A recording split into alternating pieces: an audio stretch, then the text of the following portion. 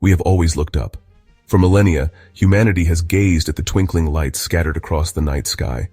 We saw them not just as distant fires, but as destinations. They were other suns, perhaps with other worlds circling them. This cosmic curiosity is written into our DNA. It's the same spirit that pushed our ancestors to cross oceans and explore continents. The stars call to us. They represent the ultimate frontier, a vast and unknown territory waiting for a new generation of explorers to arrive. This dream is a powerful one. It has fueled our stories, our science, and our deepest aspirations for what humanity could become. This dream often takes a familiar shape.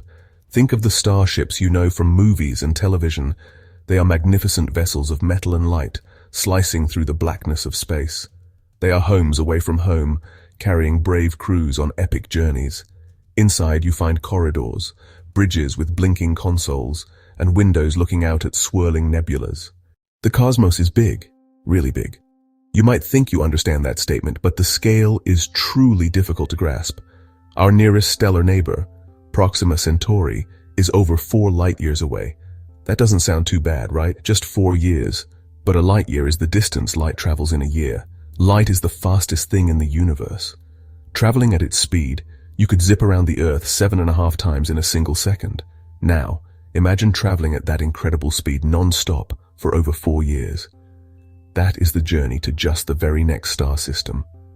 It's a distance of trillions of miles, a gulf of cold, empty space. Faced with these colossal barriers, we have to ask a fundamental question.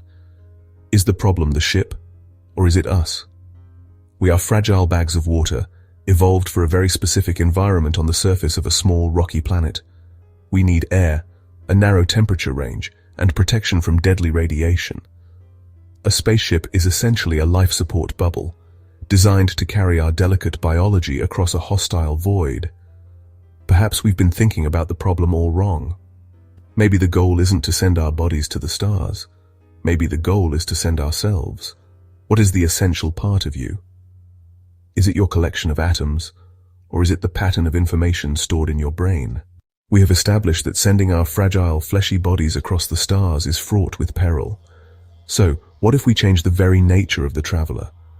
I'm talking about your mind, your consciousness, the unique pattern of thoughts, memories, and personality that makes you, well, you. Your brain is a biological computer. It's an incredibly complex network of about 86 billion neurons connected by trillions of synapses. Each connection, each firing pattern, stores a piece of information. Together, they create the symphony of your consciousness. If we could map this entire structure, every neuron and every connection, we could theoretically create a perfect digital copy. This digital, you would have all your memories, your sense of humor, your fears, your dreams, and your unique way of seeing the world. With a mind converted to data, the method of travel changes completely. We no longer need a ship, we need a transmitter.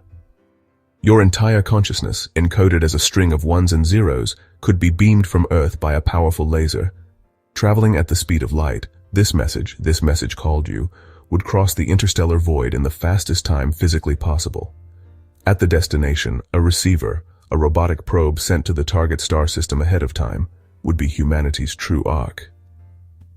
Upon arrival, the receiver would catch the laser beam and decode the data. It would then boot up your consciousness in a powerful computer system. And just like that, you would awaken trillions of miles from home. So far, we have looked at traveling through space, but what if there was another way? What if you could skip the journey entirely? This is the core idea behind wormholes. Imagine space is not a rigid, unchangeable stage, but more like a fabric, a flexible sheet. A wormhole would be our pencil through the fabric of space-time, a way to cheat the tyranny of distance on a cosmic scale. Instead of taking thousands of years to cross the void, a journey through a wormhole could take minutes, or even seconds. So, how do you hold a wormhole open? The answer lies in something even stranger than the wormhole itself: exotic matter. Its repulsive, anti-gravitational properties would push the walls of the tunnel outward, propping it open and creating a stable, traversable passage. Creating enough exotic matter to hold a human-sized wormhole open would require technology so advanced it is practically indistinguishable from magic. The wormhole remains the ultimate prize, a tantalizing shortcut waiting to be tamed. Now, Let's venture into the strangest territory of all, the quantum realm. This is the world of the very, very small, where the rules of everyday life break down completely. Particles can be in multiple places at once. They can be linked across vast distances in a phenomenon Einstein called spooky action at a distance. Quantum teleportation allows you to scan particle A and perfectly transfer its state to another particle, particle B, located somewhere else. Scientists have already done this in labs. They have successfully teleported the quantum state of photons and even small collections of atoms over significant distances. To teleport a person, you would need to scan every single atom in their body. The amount of information involved is staggering. The act of teleportation requires that the original is destroyed in the process of being scanned. Your constituent atoms would be disassembled, their information pattern extracted. A fantastically advanced machine, a quantum 3D printer, would then get to work. Atom by atom, molecule by molecule, it would reconstruct your body. When the process is complete, a person who is, for all intents and purposes, you, would step out of the machine. The philosophical implications of quantum teleportation are staggering. Are you just the sum of your atoms, a specific arrangement of matter? If so, then a perfect reconstruction is still you. The location of the atoms doesn't matter, only their pattern. But another perspective is far more chilling. Perhaps your identity is tied to the specific continuous physical existence of your brain and body.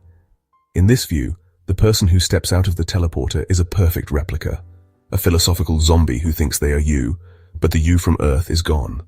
We have 3 distinct paths to the stars: digital mind uploading, traversable wormholes, and quantum teleportation. Each offers a profound solution to interstellar travel, but each redefines the traveler and the journey in a completely different way. The wormhole is the most conservative option philosophically. You would step into a ship, fly into the shimmering portal, and emerge moments later in a distant star system, still in one piece. The traveler remains a biological human, a visitor stepping onto an alien world in their original form. Digital mind uploading is a far more radical departure. You would travel as a beam of light, a pure signal.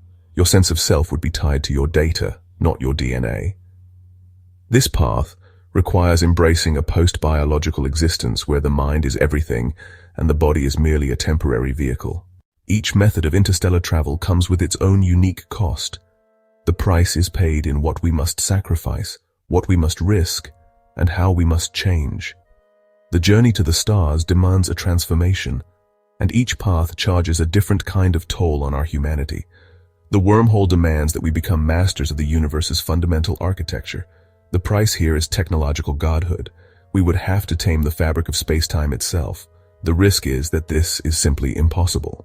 Digital mind uploading charges a more personal philosophical price, our biology.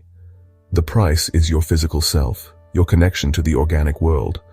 The risk is that something essential is lost in the translation from flesh to code, that a digital mind is a lesser, incomplete form of existence. Quantum teleportation exacts the most terrifying price of all, the potential loss of continuous self. You are betting your entire existence on the belief that the reconstructed copy is truly you. This is a one-way ticket in the most absolute sense, a toll from which there is no return and no certainty. As we stand on the cusp of this new era, the dream of interstellar travel feels both closer and stranger than ever before. The familiar image of the heroic astronaut planting a flag on a new world, while still powerful, now seems like just one possible future among many. They suggest that humanity's destiny is not just to visit other worlds, but to merge with the cosmos in ways we are only just beginning to imagine. If our minds can travel as information, we are no longer just matter. We are part of the universe's informational flow. This journey of thought forever changes how we see the night sky. The stars are no longer just distant, unattainable points of light. They are potential destinations for our minds, nodes in a future galactic network of consciousness. The journey has already begun, not in a shipyard, but in our minds. And it is changing how we think about space and ourselves forever.